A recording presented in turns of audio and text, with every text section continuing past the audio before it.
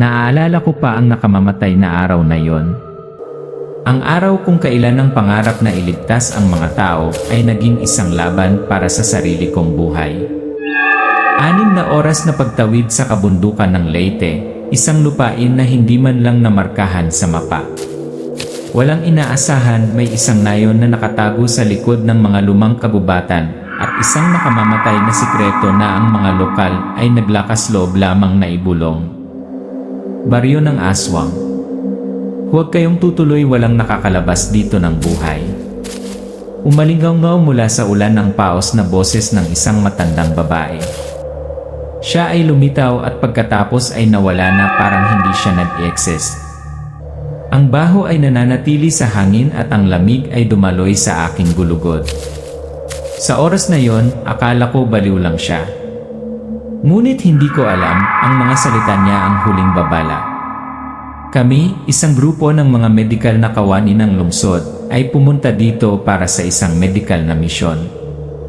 Ngunit sa bawat hakbang palalim sa nayon, napagtanto namin ang nayon na ito ay hindi malugod na tinatanggap sa mga estranghero.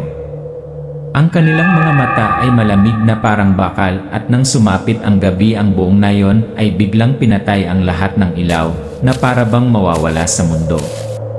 At pagkatapos habang ang mga umaalulong ng mga aso ay humahalo sa hangin, nakita ko sila. Ang mga gumagalaw na anino ay hindi yaong sa mga tao. Pulang mata, dugo ang ngipin. Hindi lang sila nang huli. Pinili nila kung sino ang mabubuhay, kung sino ang mamamatay. Noong gabing iyon, naiintindihan ko ang aswang ay hindi isang alamat. At para umalis dito, kailangan mo ng higit pa sa lakas ng loob. Kailangan mong payagan upang mabuhay. Ang ingay ng mga gulong na gumugulong sa malubak na daan, ang kaluskos ng kabubatan at ang huni ng mga sikadas. Ako si Theo, isang batang nurse mula sa Maynila.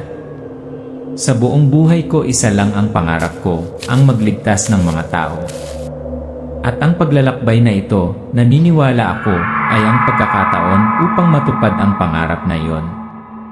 Ngunit walang nagsabi sa akin na, sa gitna ng kabundukan ng Leyte, kailangan kong pumili sa pagitan ng pagliligtas ng mga pasyente o pagliligtas ng sarili kong buhay.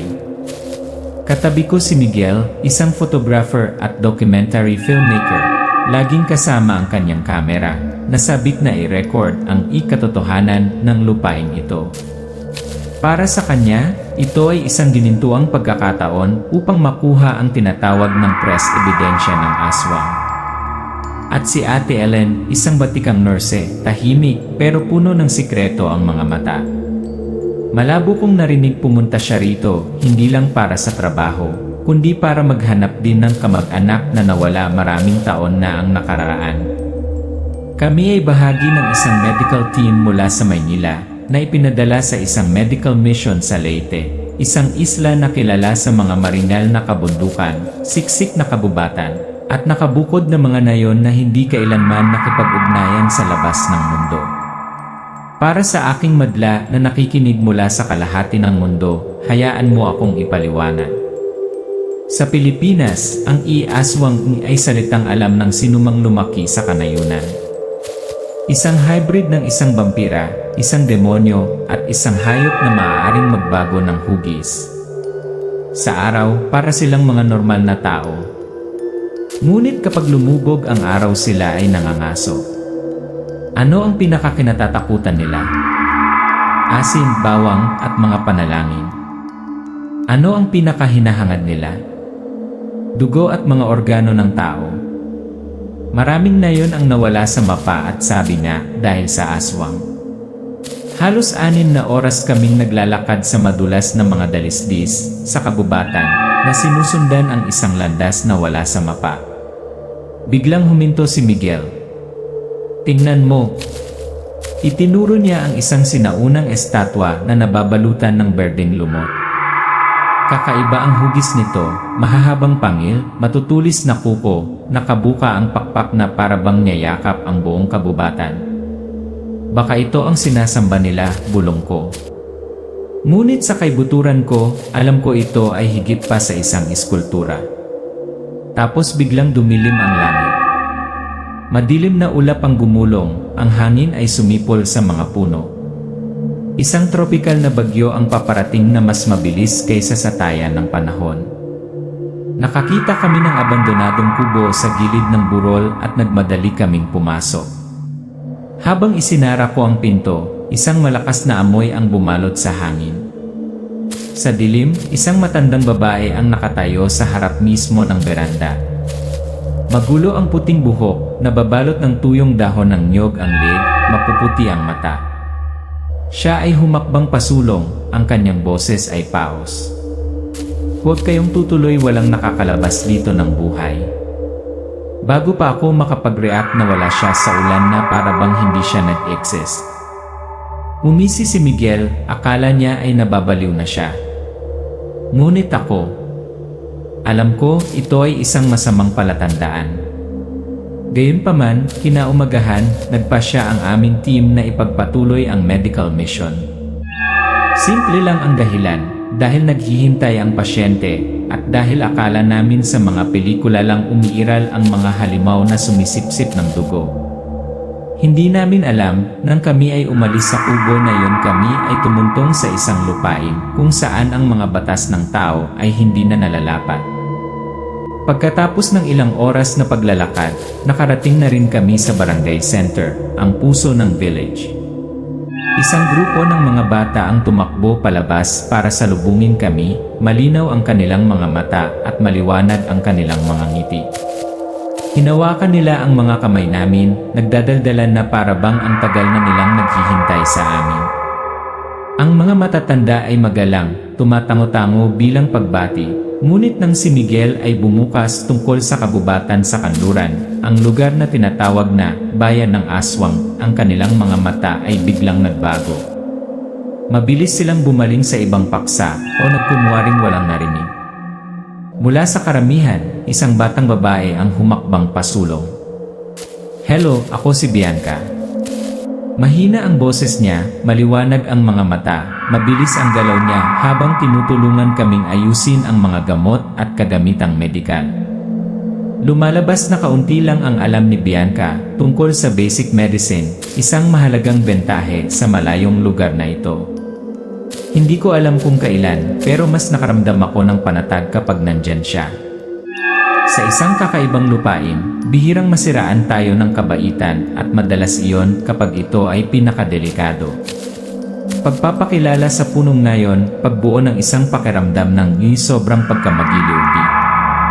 Lumapit ang isang matipunong lalaki, si Mang Vince, ang punong nayon.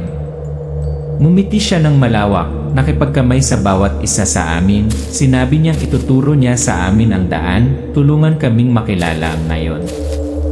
May kung ano sa kanyang mga mata na naging dahilan para magtiwala ako, at hindi tuluyang binigo ang aking bantay. Foreshadowing malinaw ngunit walang paliwanag. Habang sinusuri ang pasyente, napansin ko ang isang malaking bakal na gate sa sulok ng bahay, nakakandado. Paliwanag ni Bianca, it's an April tradition, the gate will be closed, no one is allowed in or out until the ceremony is over. Sa malapit sa altar, nakita ko ang isang listahan ng mga pangalan ng nawawala, ang sulat kamay ay kupas. Tumayo si Ellen, ang kanyang mga mata ay nakatuon sa isang pangalan. Napagtanto ko, ito ay sa kanyang kapatid. Sa buong nayon, mga korona ng dahon ng nyog, mga pulang kwerdas na nakatali sa mga poste, kakaibang anting-anting na inukit ng mga mata at ngipin. Nang tanungin ko, umiti lang ang mga taga-nayon at naglakad palayo. Nagbago ang kapaligiran, isang palatandaan bago ang bagyo. Palubog na ang araw. Biglang, ang buong nayon pinatay ang mga ilaw. Walang paliwanag.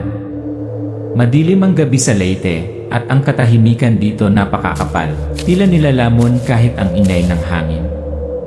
Mula sa malayo, si Miguel ay lihim na kumuha ng mga larawan ng isang kakaibang ritual sa gilid ng kabubatan, ilang mga figura na nakaluhod sa paligid ng apoy, tulad ng mga sinaunang awit. Sa isang tiklik lang ng kamera at nagsimula ang bangungot. Mula sa dilim, ang mga aso ay umuungol ng marahas na sinundan ng tunog ng mga hayop na tumatakbo, at mahaba, paikot-ikot na mga anino na gumagapang palabas mula sa gilid ng kabubatan. Mabilis naming binuksan ang walkie-talkie upang alertuhan ang grupo sa gitna, ngunit ito ay walang silbi. Walang signal. Patay ang radyo. Ang mapa sa aking kamay ay hindi na tumugma sa kalupaan, para kaming nasa isang kalituhan na hindi namin alam ang daan palabas. Tumingin sa akin si Miguel, huminga ng malalim. Theo, hindi na tayo dapat manatili pa rito. Wala akong oras para sumagot dahil mula sa bakal na gate, I saw red eyes staring at us through the gap. Sa unang gabi sa nayon, umihip ang hangin, dala ang nakakatakot na mga huni ng mga aso sa di kalayuan. Umupo ako sa sentro ng barangay, hawak ang isang bag ng asin, isang garapon ng langis ng niyog, ilang club ng bawang, at isang bote ng holy water. Ang mga ito ay hindi mga medical na supply, ngunit pansamantalang mga sandata laban sa isang bagay na hindi pinangarap ng mga taga-nayon na pangalanan. Kumalabog. Nayanig ang kahoy na pinto. May isang tao o isang bagay ay sumusubok sa hawakan. Thud-thud footsteps sa bubong, pagkatapos ay ang hiyawan ng metal sa lata. Nagtapon kami ng asin sa mga bitak ng pinto, nagwiwisik ng bawang sa kahabaan ng pasimano, na puno ng masangsang na amoy ang aming mga butas ng ilong. Tapos katahimikan. Ngunit hindi kapayapaan. Sa labas, ang buong nayon pinatay ang kanilang mga ilaw. Hindi isang tunog. Tanging kadiliman ang nakapaligid sa amin. Naunawaan ko noon, hindi ito para protektahan kami. Ito ay isang senyales na nakipagkasundo sila sa Diablo, at hindi kami kasama sa deal na yon. Ang pagbaligtad ng impormasyon, ang matandang babae ay tumalikod. Habang pigil hininga ang lahat, bumukas ang pinto. Pumasok ang isang maliit at nakayukong figura. Ito ang matandang babaeng baliw na nakilala ko noong nakaraang araw. Ngunit sa pagkakataong ito, ang kanyang mga mata ay maliwanag, ang kanyang boses ay malinaw. Ako ang ermitanya, ang exorcist na nakaligtas dito sa pamamagitan ng pagpapanggap na baliw. Naglabas siya ng isang pabilog na anting-anting mula sa kanyang bag na may nakaukit na mga sinaunang karakter. Ang karapat-dapat lang ang makakapag-activate ng kapangyarihang ito. Kung gusto mong mabuhay, gamitin ito pagdating ng panahon. Inamin ni Bianca ang emosyonal na kasukdulan. Pagkaalis ng matandang babae, hinila ako ni Bianca sa isang madilim na sulok. Ang kanyang boses ay nanginginig ngunit determinado. Theo, hindi ako ganap na kakampi mo. Dito, kung sino man ang gustong mabuhay ay dapat makipagtulungan sa kanila. Ang pinuno ng aswang ay si Mang Vince, ang nakatatandang kapatid ni Ate Ellen. Hindi ako nakaimik. Si Ellen ay nakatayo sa likuran, nakikinig sa bawat salita. Nalalaki ang kanyang mga mata na parang napunit ang kanyang nakaraan. Pagbubunyag ng ritual, pagtaas ng presyon ng oras. Patuloy ni Bianca, inihahanda nila ang ritual ng anito. Kung hindi masisira ang totem bago lumubog ang buwan, mapipilitan si Miguel na makipag-asawa sa iyo, na maging bahagi nila. Ganyan nila pinapanatili ang kanilang mga species, isang hybrid ng tao at aswang. Napatingin ako kay Miguel. Hinigpitan niya ang hawak sa kamera. Kailangan ko ng patunay. Kung may mga larawan, malalaman ng mundo ang katotohanan. Asnak, hindi tayo ililigtas ng patunay. Iba si Ellen, nanginig siya sa pagitan ng dugo at katwiran. Kung sisirain natin ang anito, manghihina sila, ngunit nangangahulugan din yon, kailangan kong patayin ang aking kapatid. Biglang lumamig ang masikip na silid. Lahat ay nagtatago ng sikreto, at hindi ko alam kung sino ang susunod na magtatraidor. Sa lupaing ito, ang buhay ay hindi tinutukoy ng batas, ngunit sa pamamagitan ng mga lihim na kasunduan. Pagpapanatili ng komunidad sa pamamagitan ng piling sakripisyo, ganyan sila nabubuhay. At kami ay mga tagalabas na hindi sinasadyang nakatuntong sa isang chessboard kung saan ang mga paon at mga piraso ng sakripisyo ay paunang natukoy. At ngayong gabi ay hindi ang huling gabi ng pagpatay. Hating gabi, langit na walang buwan. Inakay ako ni Ermitanya, sina Ellen at Bianca palabas ng barangay center, kasama ang Basang Trail sa gitna ng kabubatan. Ang kuweba ay nasa hilaga. Nasa loob ang anito ang kanilang totem. Dapat itong sirain bago magbukang liwayway. Ang kanyang boses ay malalim at pantay, ngunit ang kanyang mga mata ay patuloy na iniskan ang lugar na para bang natatakot siyang masundan. Huminto siya, lumingon sa akin. Tanging ang may dugong mandirigma, ang makakapag-activate ng anting-anting na ito. Kung hindi, ito ay isang walang kwentang piraso ng tanso. Naramdaman ko ang malamig na bilog na bagay sa aking kamay parang pangako at isa ring pangungusap. Paghahanda, pinagsasama ang katutubong kultura at modernong gamot. Inilatag namin ang isang layer ng asin panandang pandagdag bawang sa daanan na lumilikha ng masangsang na hadlang na nanaig sa amoy ng mamasa-masa na lupa. Pinutol ni Ermitanya ang ilang sanga na gumagawa ng katas, isang natural na antibacterial, at ibinigay sa akin ang mga ito upang ihalo sa isang medikal na antiseptiko. Gamitin ito kung may makagat. Makakatipid ito ng ilang oras, sabi niya. Sa kuweba, ang maigting na sandali bago ang bagyo. Ang pasukan sa kuweba ay madilim at mamasa-masa, na may maputik na bakas ng paa, hindi ganap na tao. Sa gitna ng kuweba, ang anito, isang inukit na kahoy na estatwa ng isang halimaw, ang mga mata nito na nakaset sa pulang bato, ay naglabas ng malamig na aura. Kinuyom ko ang aking anting-anting, pagkatapos ay ginamit ko ang lahat ng aking lakas para hampasin. Isang kaluskos ang umalingaw sa buong kuweba. Namatay ang pulang ilaw sa mga mata ng estatwa. Ang agarang resulta, isang suntukan. Umalingaw ang mga dagundong mula sa lahat ng panig. Dumagsa ang aswang, isang magulong-gulo, mga itim na aso, baboy ramo, wild boar, na may mahabang tusks, itim na humanoid shadow na gumagapang sa mga dingding ng kuweba. Sa kaguluhan, napaluhod si Miguel, ang kanyang mga mata ay kumikinang na pula, ang kanyang mga pangil ay nakabukas. Sigaw niya, sinisingil ako. Miguel! Hindi ikaw. Umiwas ako, lumalaban habang pinipigilan siyang mawalan ng kontrol. Ito ay hindi na isang labanan laban sa isang halimaw, ngunit ang pagliligtas sa isang kaibigan. Pinsala at pagpapagaling mga kasanayan sa Lazle. Isang ugoy mula sa baboy ramo ang nagpalipad kay Ellen sa bangin.